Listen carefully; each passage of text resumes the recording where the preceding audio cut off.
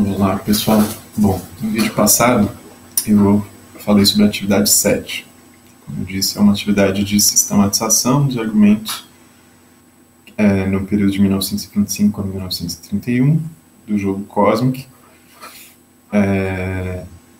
tratando das questões envolvendo Edwin Hubble, Slipher, Lemaitre e a expansão do universo. A atividade 8 segue na mesma linha. Ela também está no mesmo momento pedagógico de organização do conhecimento e serve de preparação para a atividade final da nossa fase. A gente só vai jogar a segunda fase, né? O fim da segunda fase é a atividade 9, em que vocês voltam de novo em um cientista. Então vamos lá voltar no site para eu mostrar para vocês os materiais da atividade 8.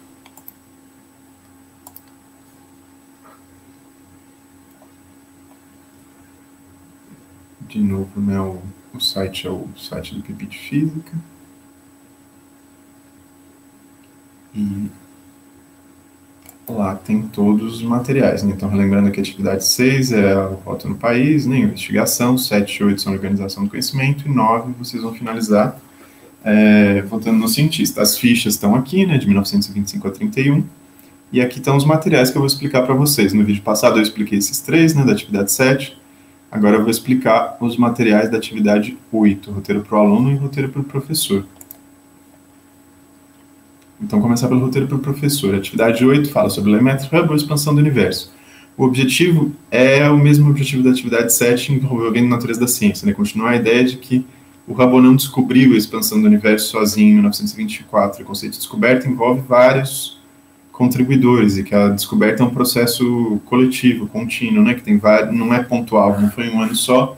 Ele tem uma extensão no tempo ao longo da década de 20 e várias pessoas contribuíram de maneiras diferentes para a consolidação da teoria da expansão do universo. Então, os conteúdos são os mesmos, né? Universo, expansão, desvio espectral e redshift. Aí a dinâmica que a gente vai fazer, né? Começa retomando a discussão da aula passada, Hubble descobriu a expansão do universo, e como parte do jogo. Aí eu vou apresentar a visão do Marcelo Gleiser, de que o Hubble foi um descobridor isolado, então a maior parte das obras de divulgação científica escritas por físicos, como Marcelo Gleiser, sem cuidado com a história, mostram o Hubble descobrindo a coisa em 1929 e problematizar isso à luz de estudos históricos que a gente viu na aula anterior. E aí a gente vai discutir outras pessoas que participaram dessa questão envolvendo o efeito de Sitter, o redshift das nebulosas, né? Como o Slipher, o Wirtz, o Lundmark e o Silberstein, que apareceram na aula passada, que vocês viram os diagramas de relação entre redshift e distância que eles estudaram. E, principalmente, na atividade 8, quem vai aparecer é o Lemaitre, o belga, que é o artigo dele de 27, que a gente vai estudar em mais detalhes. E reinterpretando o artigo do Hubble de 29. Em seguida, apresentar como o modelo do Lemaitre, praticamente ignorado desde 1927, foi redescoberto pelo Eddington em 31 e passou a ser aceito pela maior parte da comunidade científica, inclusive pelo Einstein. Então, retomando aquela pergunta inicial da atividade 7, ela vai ser fechada nessa atividade 8, né? Por que o Einstein mudou de ideia? A gente vai ver que não foi exatamente por causa do trabalho do Hubble. Aí, nesse momento, é interessante levar em conta uma questão que vai ser debatida na aula 12, né, no fim do Cosmic. Né? Porque a lei de Hubble... Por que será que o Lemaitre deixou de traduzir a equação que mostrava a lei de Hubble em 27 antes de publicar? Então, isso que a gente vai ver no roteiro para o aluno, em mais detalhes. E, bom, então... os momentos, né, como sempre. Começa com 5 minutos para retomar a aula anterior, atividade 8, quem que descobriu a expansão do universo, será que foi o Hubble? Aí mais 5 minutos para retomar as descobertas do Wirtz, do Lundmark e do Silberstein da aula anterior, então para vocês relembrarem, né, com os slides da atividade 7.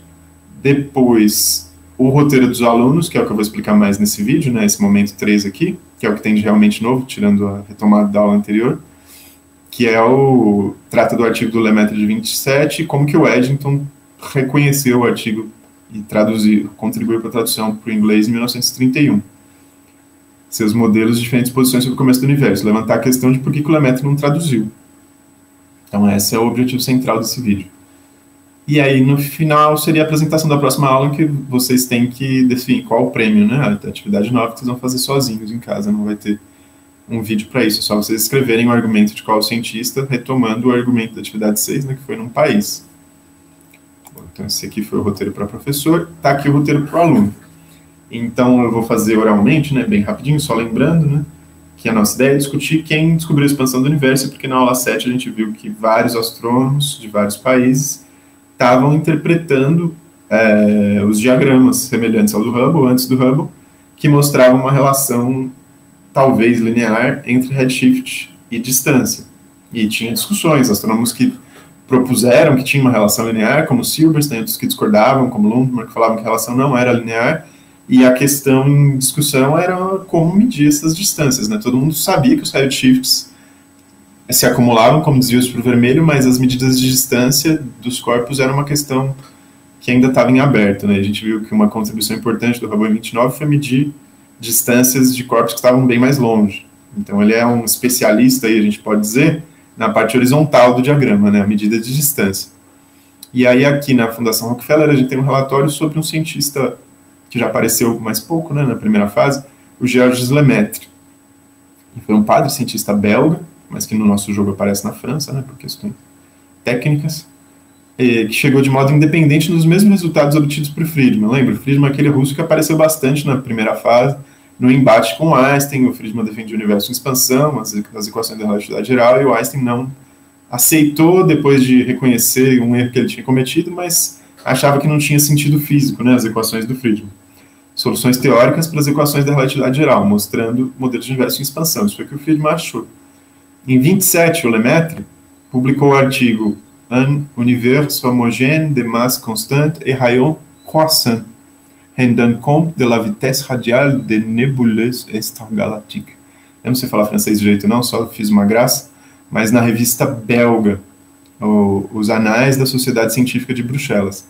Isso quer dizer, um universo homogêneo de massa constante, de raio crescente, então o tamanho do universo aumenta. Eu não lembro o que é rendant compte, que tem a ver com a velocidade radial das nebulosas extragalácticas, né, levando em conta alguma coisa assim. Ele só foi traduzido para o inglês, esse artigo, em 1931. Em 1927, o Einstein encontrou o Lemaître numa conferência, lembra, a gente falou disso no vídeo da aula 7, disse, seus cálculos estão corretos, mas o insight físico é abominável. Mesma coisa que ele tinha falado com o Friedman, né? Eu não concordo que o universo está em expansão, acho que o universo é estático. Já em 32, ele e o De Sitter publicaram um artigo aceitando o modelo de expansão do universo. E aí, por que você acha que o Einstein mudou de ideia? O que aconteceu? Que tipo de influências levam a uma mudança de visão do cientista? Eu acho que é legal vocês responderem essa questão no relatório final aí sobre o Cosmic e levar isso em conta no argumento, né? Então, qual que é a sua posição? Os historiadores não sabem direito exatamente por que o Einstein mudou de ideia. Tem um artigo discutindo possibilidades, pode ser que tenha sido o trabalho do Hubble, pode ser o contato deles com outros astrônomos teóricos que estavam estudando essas coisas nos Estados Unidos, quando o Einstein visitou Caltech. Ninguém sabe exatamente o que influenciou a cabeça dele, mas aí cabe vocês pensarem, né? Com base no que vocês estudaram, o que faz sentido? Por que o Einstein, na sua opinião, teria mudado de ideia? Né?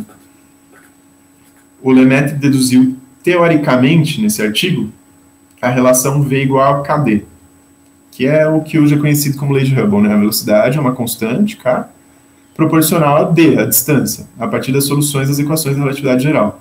Para verificar o acordo com as observações astronômicas, ele usou as medidas de velocidades radiais de 43 nebulosas, apresentadas por um outro sueco, o Stromberg, em 1925. O outro é o Lundmark, né? Cuja maioria haviam sido medidas por Slipher, aquele norte-americano, né, que apareceu na primeira fase, medindo várias redshifts de nebulosas. Então você vê que um cientista vai aproveitando o trabalho do outro. A ciência coletiva, né? Para determinar essas distâncias, o Lemaître usou o método desenvolvido pelo Hubble, envolvendo estrelas de brilho variável. Então você vê que o Hubble ajudou, não é que o Hubble não devia receber o mérito, ele não fez nada, ele fez coisas importantes. Ele achou um método para achar distâncias de estrelas de brilho variável, cefeidas, que permitiu ele medindo distâncias de corpos cada vez mais longe. Então ele teve uma contribuição importante, sim, nesse processo. Né? Aí com isso o Lemaître encontrou o valor K igual a 625 km por segundo por megaparsec. Megaparsec é 1 milhão de parsec, é uma unidade de distância. Né? Então isso aqui você vê a unidade de velocidade, né, quilômetro por segundo, por distância. E se você jogar aqui no K, você vê que está certinho, né, metro por segundo, distância. Aí chamada lei de Hubble é a relação V igual a HD, sendo o H o coeficiente angular de reta média traçada dos diagramas de velocidade e distância. Lembra que na aula passada a gente ficou discutindo se o coeficiente angular da reta, lá, que é a inclinação da reta, mostrava uma relação linear proporcional ou inversamente proporcional. Se você fizer aqueles gráficos como na lei de Hubble, e você calcular o coeficiente angular, que é esse H aqui, você acha um H de 530 megaparsec. Então você vê que o Lemaitre achou uma constante muito parecida, né? V igual a KD, V igual a HD, é muito semelhante o método, mas para o Lemaitre a constante vale 625, para o Hubble 530. Na hora de traduzir o artigo para o inglês em 1931, o Lemaitre deixou de fora os trechos que tratavam de observações astronômicas. Então você vê que a gente estava lembrando aqui, né? A gente está falando do artigo do Lemaitre, de 27, em que ele já falava disso, calculava meio que hoje a gente chama de lei de Hubble. Depois o Hubble fez algo parecido, calculou um treco semelhante ao que o Lemaitre tinha calculado, mas achando 530.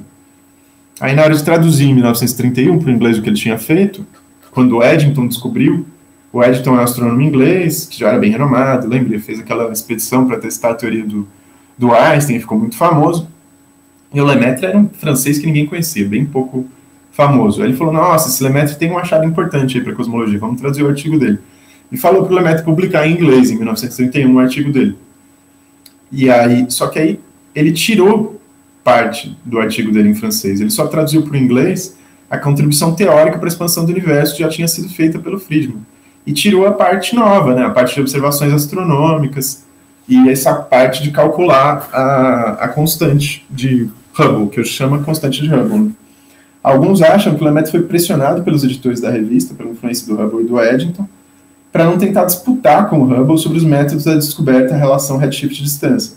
Porque não é à toa que hoje chama lei de Hubble, né? Não lei de Lemaitre. O Hubble levou o mérito por ter achado essa equação, V igual a HD. Outros acham que o Lemaitre simplesmente reconheceu que o Hubble fez um trabalho melhor, 2 anos depois, né? E que não fazia sentido traduzir a contribuição dele, porque o Hubble já tinha melhorado a precisão, achado uma constante mais precisa. Então, o que ele deixou para trás, achava que não precisava traduzir.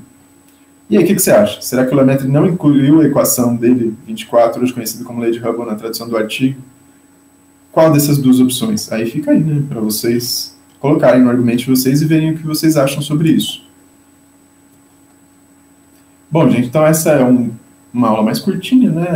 É essa questão. A gente vê aí para tentar discutir quem descobriu a expansão do universo, mas o que fica claro é que, independente do que vocês acham que aconteceu, se foi o Hubble ou o Lemaitre que merece o crédito, não é tanto esse o ponto aqui, mas que a gente não pode dizer que uma pessoa descobre uma teoria científica pontualmente em uma data. Isso serve para o caso da expansão do universo, mas serve para qualquer descoberta.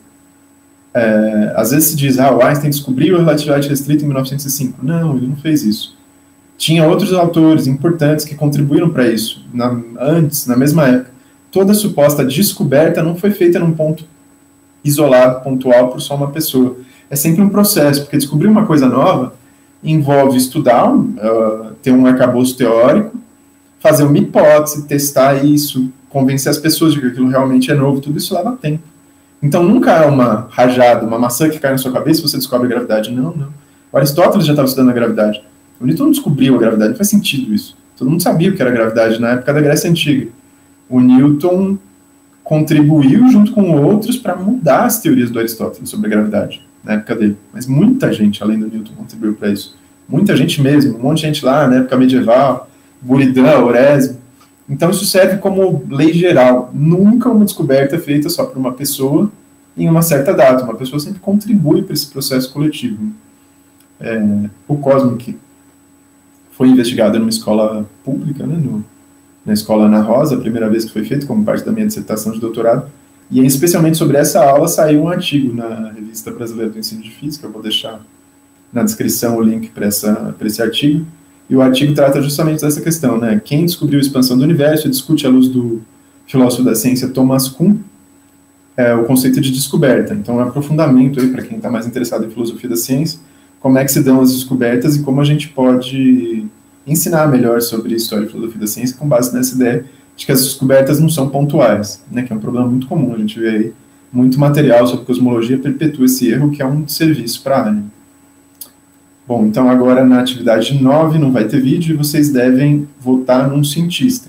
Aí tem lá no site só os indicados para o prêmio. E um mesmo plano da atividade 9 que vocês podem consultar, que vai falar o de sempre, né? Bom, vocês têm que votar no cientista e quais são os indicados. Vocês podem ler os indicados, que são o Hubble nos Estados Unidos, o Lemaitre na França, o Eddington na Inglaterra, o De Sitter e outros nos países neutros, e eu não lembro quem está indicado na União Soviética.